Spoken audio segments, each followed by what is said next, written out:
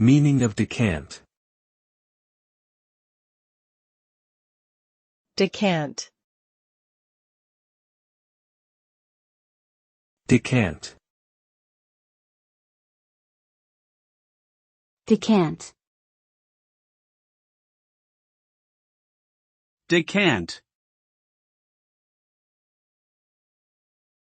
The term decant refers to the process of carefully pouring a liquid from one container into another, typically in order to separate it from any sediment or solid materials that may have settled at the bottom. The resulting liquid will usually be clearer and purer than it was before, and may also have a different taste or texture, depending on the precise nature of the decanting process. Overall, the goal of decanting is to improve the quality of the liquid being handled, whether it is wine, oil, or some other substance.